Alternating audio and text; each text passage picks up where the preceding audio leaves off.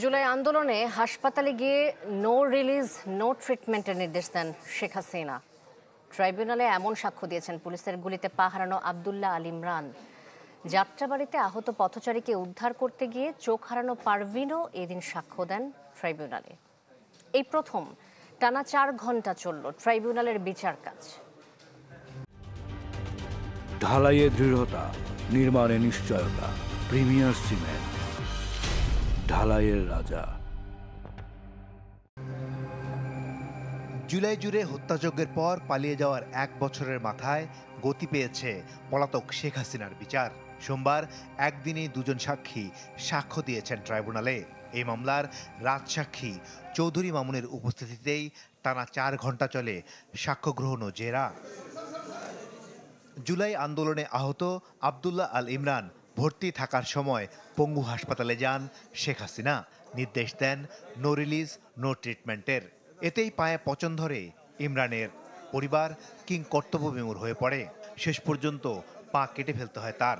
এমন সব বর্ণনা দিয়ে ইমরান শেখ হাসিনা, কামাল ও সাবেক আইজিপি মামুনের সাজা চান। নো রিলিজ নো ট্রিটমেন্ট অর্থ হচ্ছে যে রিলিজও দেওয়া হবে না, ট্রিটমেন্টও দেওয়া হবে না, এবং ওনার পা পচে গেছে কিন্তু চিকিৎসা দেওয়া হয়নি।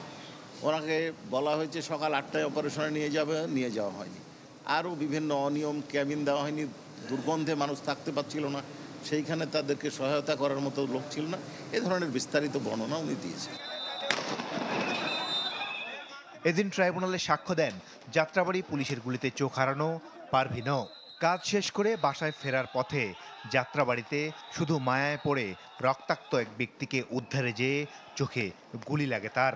পারভিনও শেখ হাসিনার শাস্তি দাবি করেন। পারভিন মুমূর্ষু আহত ব্যক্তিকে বাঁচানোর অবস্থায় উনি তাকে উদ্ধার করতে গেছিলেন। তাকে কিভাবে হত্যা করা হয়েছে, তার চোখে কিভাবে গুলি করা হয়েছে তার বর্ণনা দিয়েছে। তার চিকিৎসা করা হয়নি, 5 তারিখের আগে ভালো হবে সেটার বর্ণনা দিয়েছেন। 5 তারিখের পরে তার চিকিৎসা ভালো হয়েছে সেটা বলেছেন। উনি এই ঘটনার জন্য যারা দায়ী তাদের নাম বলেছেন, একজনের নাম বলেছেন এবং তার বিচার চেয়েছেন। শেখ হাসিনার বিরুদ্ধে এ মামলায় মোট সাক্ষী 81 জন। 6 আগস্ট এ মামলায় পরবর্তী সাক্ষ্য নেওয়ার দিন ঠিক করেছেন ট্রাইব্যুনাল। মাসুদুর রহমান, চ্যানেল 24, ঢাকা।